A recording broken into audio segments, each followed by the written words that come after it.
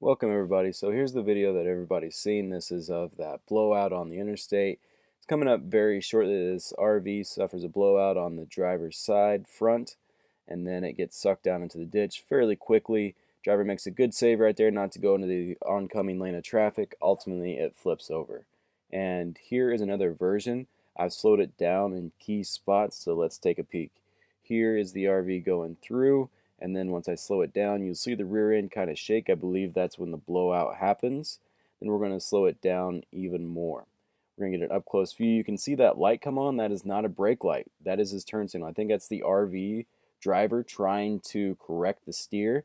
And I don't know if he let off on the gas or what, but he gets sucked down. He or she gets sucked down. Saves these two cars. You can see how he tried to get it. He or she tried to get it lined up. Didn't work out. And then the RV tips over to the side. I am not a tire professional. You're responsible for your own safety. I would also like to thank the Louisiana State Police for allowing me to use that video. When dealing with these tires, the #1 cause for blowouts is overexertion of the tires, basically putting too much weight on the tires past what they're rated for, and also the inflation of the tires. It's a very, very good idea to check your tires before each time you drive. What happens a lot of time in the spring, people will have their RVs sitting all winter, and when they go to take them out for the first time in the season, they don't think about the tires, and then blowouts happen. The very first time I watched the video, I thought the driver hit the brakes. I thought that's what caused the dive down into the ditch. But after reviewing the video and zooming in, as you just saw, the driver didn't hit the brakes. I think that light that we saw is as the driver was going down the road, he or she tried to correct the steering, and then when he or she did, they bumped the turn signal, and that's what that flash of light we saw. Those were not the brakes. What I think may have happened, I'm not too sure. I'd have to ask the driver that was driving at the time, but I think what happened was they let off the gas. And the reason why I think that is, when a blowout happens, you're not supposed to hit the brake, you're not supposed to let off the gas pedal, you're actually supposed to accelerate. And let me explain. If I'm driving down the interstate or highway and this tire blows out, there is going to be a force pulling the RV this way. And if you hit the brakes, the momentum, that force is going to be magnified. So what you're supposed to do is hit the gas. What that does is it puts the momentum forward. It keeps you going straight. It takes away from the side momentum trying to pull you down. Now, if that driver, if they did, we know they didn't hit the brakes, but what they might have done was let off the gas. So that puts all that force that's driving it forward off the back wheels, it puts all that force down on the front of the RV. It pushes the RV down, and I think that's what happened in that video. So I'm not saying that you're supposed to accelerate and gain speed. You're just supposed to accelerate enough to the point to where you regain control.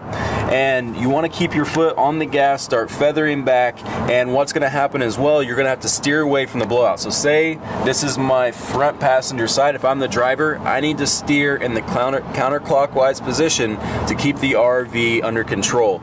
Once I get it under control, I can start feathering off, and from what I've read online, from suggestions people have messaged me, is you should wait till you're 25 miles per hour or lower, just until you feel comfortable. Take your time.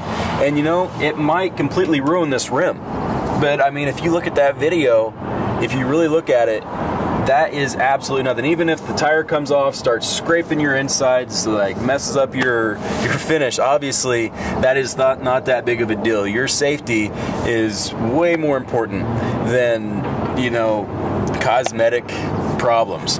And I'm not going to self-promote here, but what I did is I got a TPMS sensor. That's one of the first things I bought before I even hit the road. What I'm getting at is your preventative maintenance, you keeping an eye on your tires, is going to be the #1 thing. Doing whatever is not going to make 7-year-old tires brand new. You're going to have to keep your tires in shape. You're going to have to keep an eye on them.